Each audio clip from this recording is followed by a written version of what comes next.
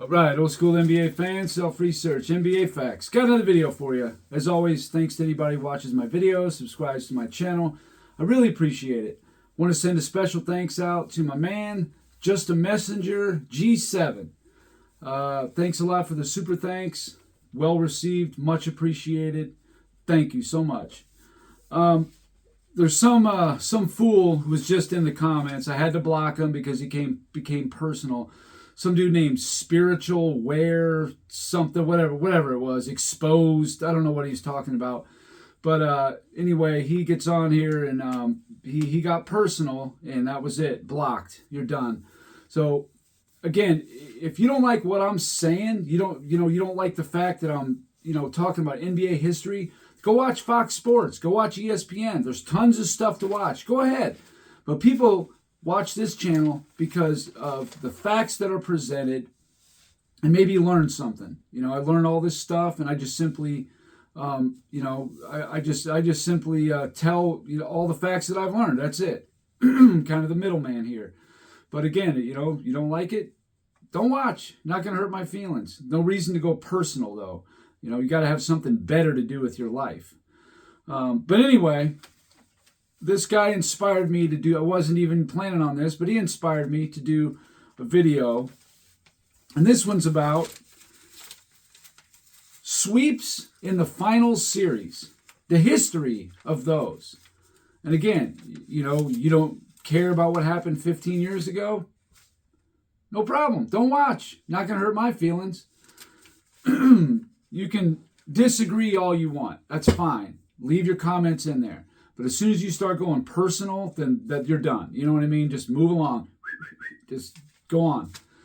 So, in the 75 years of the NBA, I know it was actually called something else. But since 1950, it's been called the NBA. That's 75 years. 75 finals. You know how many times there's been a sweep in the finals? It was always best of 7, even back in the 1950s. 9 sweeps in 75 finals. So this is not something that's common. This is almost once a decade. It's more than once every 8 years. So right there will tell you that this is not a common occurrence, because it's hard to sweep a team in the finals. And I'll just get into it. The very first sweep in a finals, like I said, going back to 1950. So the 10th finals ever was 1959. Boston, they had just won their second championship in 3 years. They beat the Minneapolis Lakers. They had Elgin Baylor on their team. They didn't have Jerry West yet, but Minneapolis actually upset St. Louis, who was the defending champs. But notice the record. They're 33-39, okay? So not exactly world beaters. So that's a 19-win discrepancy between what Boston did and Minneapolis did. So that one there, I mean, a team that's not even 500, they had a nice little run and all that kind of stuff. But, you can kind of understand what happened there. I mean, they were just completely outmatched against a championship team that went, that was the first year that kicked off an 8-championship run. Then there was a 11-year gap between sweeps. The whole 60s, no sweeps. And again, I got to go back to the Boston Celtics that everybody says, they just had by far the best team and, blah, blah, blah, blah, blah. And I've always pushed back and said that a lot of those players were not going to be Hall of Famers if not for Bill Russell. If they were on different teams, they would have absolute different career trajectories. There's no doubt about it.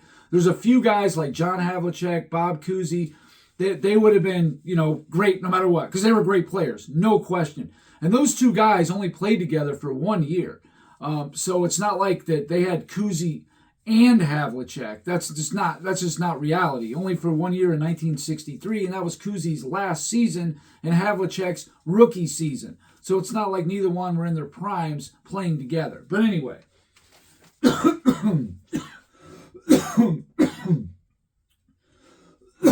12 years later, Milwaukee picks up the next sweep.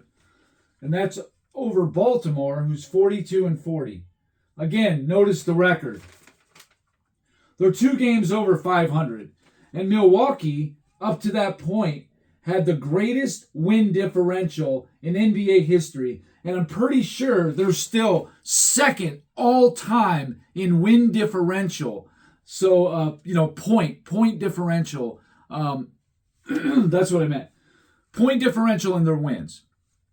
I want to say there was something like 15 point something, and then the Lakers beat it the next year. But nobody has beat it since. And that's been, over 50 years. But again, you notice the record, 42-40. So Milwaukee swept them, one of the best teams of all time. Definitely in the top 10, no question, 71 Milwaukee. The next one, 4 years later, in 1975, Golden State is 48-34, and they beat Washington, who's 60-22. However, it was an upset sweep. Now that's even more rare, but Golden State came down the stretch. They ended the season, including the playoffs, they were 19-7. So they were playing some really good ball. And then the next year, into 1976, Golden State was 59-23. So this is no ordinary, hot team. I mean, they were hot for like the last quarter of 1975 and then all of 1976. They did get beat, though. But still, I believe it was Boston. The Celtics beat them. But still, they obviously, turned it on. A really good team, led by Rick Barry. Then there was an 8-year gap. The next sweep was the 1983 Philadelphia 76ers, 65-17. Over LA, they were the defending champions. They were 58-24. Now, you got to keep in mind, though, in 1982, Philly was in the finals. They had a 58-24 record. They lost in 6 to the Lakers. They add the league MVP, Moses Malone, to that team. So they are a bona fide super team, no doubt about it. And also another factor is James Worthy's a rookie. He's their 6th man. A top 75 player was injured and did not get a play in the whole playoffs. And like I said, they gained the MVP, Moses Malone. So a team that already pushed the Lakers to 6 games the year before gained the league MVP, and that put them over the top. Now, unfortunately, they were a one-year wonder as far as championship goes. The next year, they got beaten in the first round. But in that particular season, 83, Philadelphia is easily one of the 10 best teams of all time. I would argue maybe even top 5. They were that good. The next sweep in the playoffs was 1989 Detroit Pistons, 63-19, and they beat the Lakers, who were 57-25. However, the Lakers had injury issues. Byron Scott missed the whole finals, okay? So that's a big deal. In fact, I believe in 88, the year before when they won the championship, Byron Scott was their leading scorer. So I think he was 2nd or 3rd. He was definitely one of their top 3 scorers, averaging 18 to 20 points a game. That's a big miss. And also Magic Johnson got injured towards the end of Game 2, tried to give it a go in Game 3 and played like 5 minutes. He played a total of only 75 minutes in that finals. So really, he only played, about 2 games out of the 4. So without your, a top 5 all-time player and one of your best scorers, your entire backcourt, basically, that's how Detroit was able to sweep the Lakers. It happens, whatever, but there's always circumstances around these things. This isn't just, one team just simply outmatched the other one at full strength, and the teams were, somewhat near each other as far as talent. No, it was always a huge discrepancy in talent, or there was some kind of an injury involved, or a team was just red hot. And here's another example of that. The 1995 Houston Rockets, 47-35. However, do not let the record fool you. They acquired Clyde Drexler at the trade deadline, a top 75 player, a guy who is grossly underrated. People now talk about Drexler like, oh, who was Jordan's main shooting guard competition? Clyde Drexler? Like, yeah, Clyde Drexler. Like, that's some kind of slight. Here's a guy that was the only player who led his team, the only team that went into the Boston Garden and won a game in 1986. Let's just start right there. Okay? Clyde Drexler beat, I believe it was 6 or 7 top 75 players before he ever played with a top 75 player. He didn't even play with a Hall of Famer until he got on the Rockets. When he was on Portland, they made 2 trips to the finals. 1990, they played the Pistons. In 92, they played the Bulls. They ran into just, stiffer competition, just a little bit better than their team was. But he was the leader of that team, runner-up for MVP in 92. And they did give the Bulls a tough series, regardless of what the revisionists say now, who didn't actually watch the games. Anybody who says that Portland was like no big deal and just some ordinary team, you were not around in 1992 and did not watch the finals. You have no idea what you're talking about. Portland was absolutely a formidable team. Their front court was better than the Bulls' front court. And also, their bench was definitely better than the Bulls' bench. And then in the backcourt, it was pretty comparable, even though, yeah, Jordan is better than anybody. Terry Porter was an exceptional point guard who was going to give you 18, 20 points a game. Those two together, they were really good. And, Jordan and John Paxson, B.J. Armstrong, whatever, it was pretty close. The Bulls had to come back from 20 points, I believe it was, in the fourth quarter of Game 6 to win that game. Or else it was Game 7, and then who knows. But I'm just saying, they were formidable. Jerome Kersey was giving Scottie Pippen fits in some of those games. But anyway, moving along. In 95, Houston acquired Drexler at the trade deadline, okay? That's important to note. So the record is a little deceiving. However, they were also the defending champs. So this team already knows what it takes to win a championship. And again, if you watch that series, you know Game 1 is what set the tone for the whole series. Nick Anderson missed 2 free throws in a row. They were critical. He missed them both. He gets back on the line, and if he makes 1, they're up 3, and if he makes both, they're up 4, and it's over. And unfortunately, he missed all 4 free throws. Houston comes back, and I thought it was either Kenny Smith or Sam Cassell, hit the shot. They won Game 1 in Orlando, set the tone, just swept them out. They were snake bit after that, and they admit it. They said, yeah, we were just finished after that. We were snake bit. Our confidence was shattered. We were done. And Houston's, after winning Game 1 in dramatic fashion, they were brimming with confidence. But anyway, it was an upset. Only the second upset sweep in finals history. There's only been 2 sweeps that were upsets. All right. The next one was the 2002 Lakers. And this is the last year of their three-peat. They're a 58-24 team. Obviously, they just won 2 championships in a row. Yes, the Western Conference Finals was highly controversial. The Game 6, I believe it was, in L.A., it looked like the refs were making some very bad calls that favored the Lakers. There was several of them. It was like 4 or 5 really, questionable at best calls, maybe even blatant. There's just no way around it. Now, the Lakers, did move on the series, and then they got New Jersey. New Jersey actually played really well in the playoffs up to that point. But the problem was Shaquille O'Neal was still the Lakers' best player in 2002. And they just fed him the ball. And they were an undersized team. They had like Kenyon Martin, Richard Jefferson, Jason Kidd. I think Kerry Kittles was still on that team. And they had like Todd McAuliffe and I think Jason Collins to try to stop Shaq. He had his best finals yet. He just annihilated the Nets. They had no shot. So makes sense that they swept them. I mean, there was no way they could stop Shaq. And Kobe had a pretty good series himself, but Shaq was just too much for him. They couldn't stop him. They had nobody to even slow him down. Okay, the last two finals. Now keep in mind, this finals was in 2002. That's 23 years ago. That's the last 22 finals. There's been 2 sweeps since 2002. 2007, San Antonio Spurs. They beat Cleveland.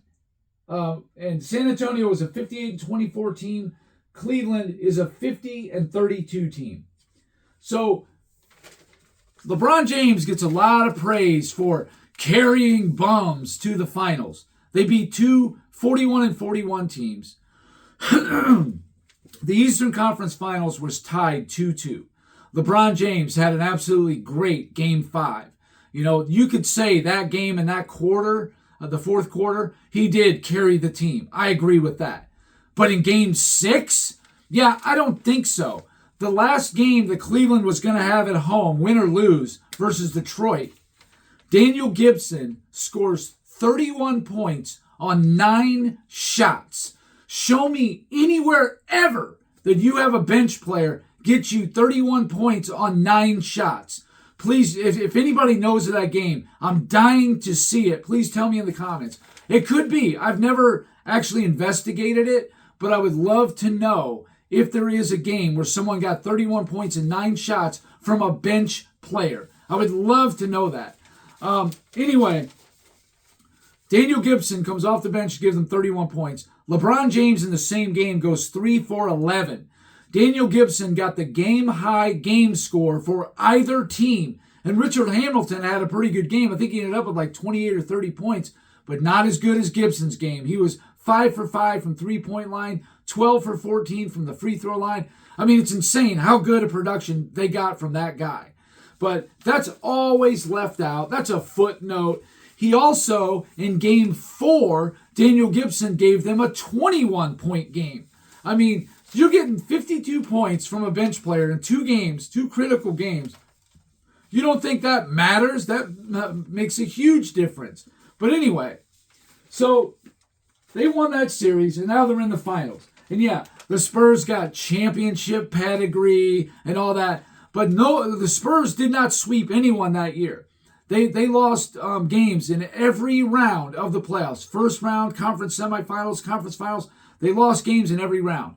And they were not the number 1 seed. They were the 3 seed. The number 1 seed was Dallas. So there was an even better team that possibly could have came out of the West. But it was San Antonio that won. And again, they have championship pedigree, whatever. They swept Cleveland. A couple of those games were winnable, no doubt. But LeBron James just played like crap. He couldn't make a jumper. Bruce Bowen disrupted everything. He couldn't stop Tony Parker or Manu Ginobili. And again, yeah, it's not on LeBron defensively. That may be true. But if Mr. I can guard 1 through 5 could just go shut down any player, why not go shut down Tony Parker? Why not? Just say, hey, coach, he's killing us. I got him. Didn't see that happen. The next sweep, 2018 Golden State. Now, yes, they were the defending champions. They had Kevin Durant. But they were facing elimination in the round before. They were down 3-2 to Houston. This team was beatable, or at the very least, win a game, right? Well, Golden State, as far as I remember, did not sweep anyone except Cleveland in the finals.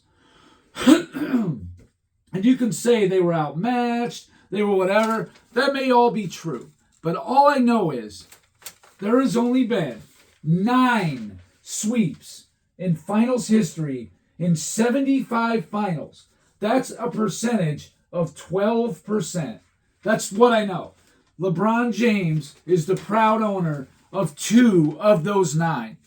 Now, sure, there's other players, Kareem, Magic, mostly Kareem though, but he was 42 years old. So you want to hold it against him, you can't. Magic, though, did not play every game in the series. Like I said, he played the equivalent of about 2 games.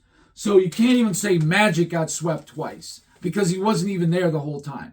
You can say Kareem did, and that would be factually correct.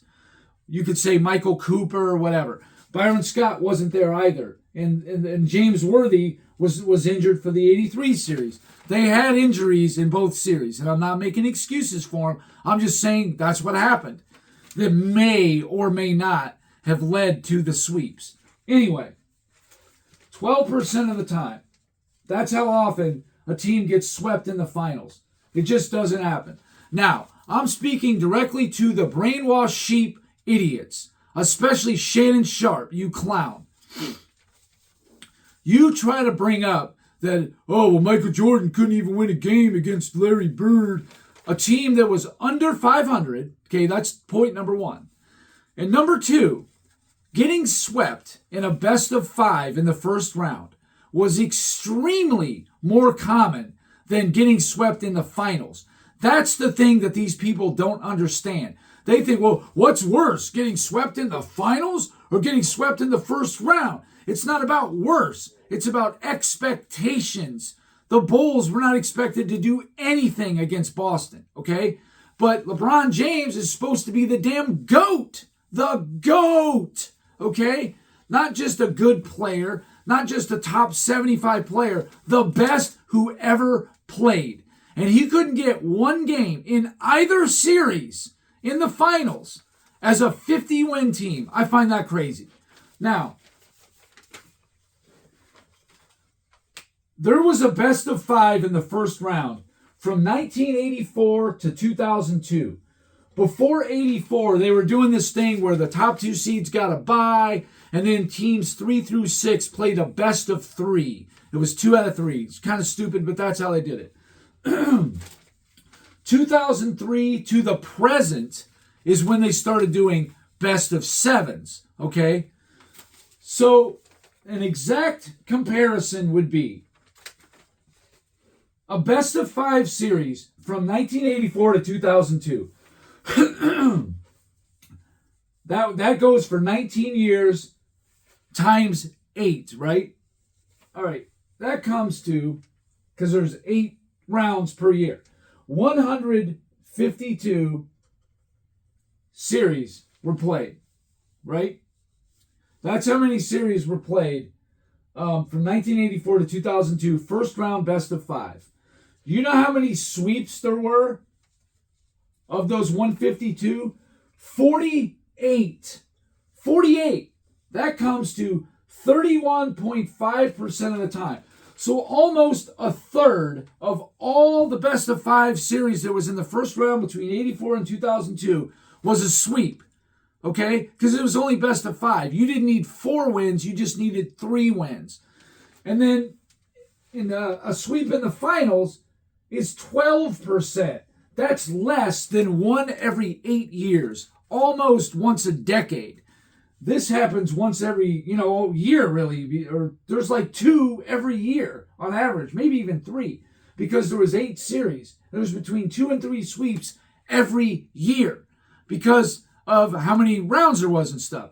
But that's fine. You want to do it by percentages? It's like I said, 152, 48 times, 31.5%. In the finals, sweeps, 12%.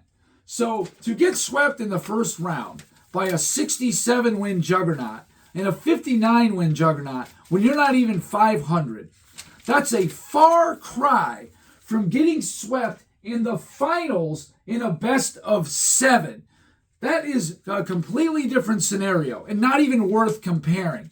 But the only reason I'm doing it is because I still hear the same idiots echoing the same talking points and the same stupid narratives.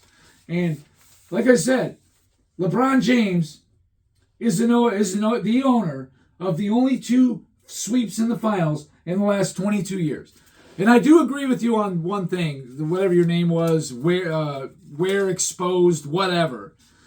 I do agree with you on one thing, that if you have your mind made up about who the GOAT is, then yeah, you're not going to be moved no matter what. Okay, I get that.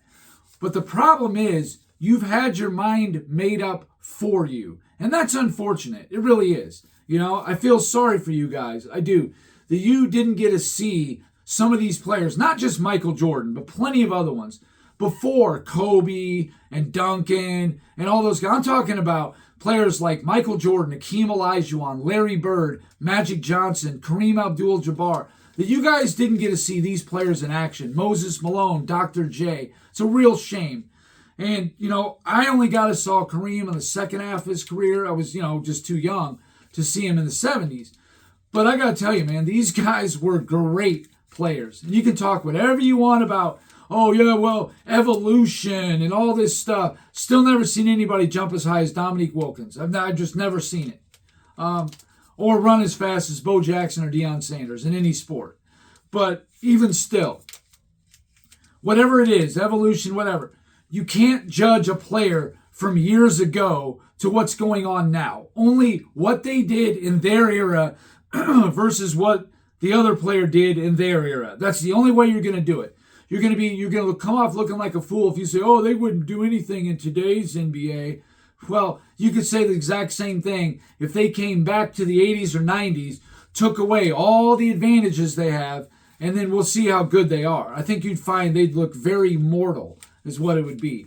So anyway, that's all I got for this video. As always, thank you guys for watching. If you liked it, please hit the like button. And until next time.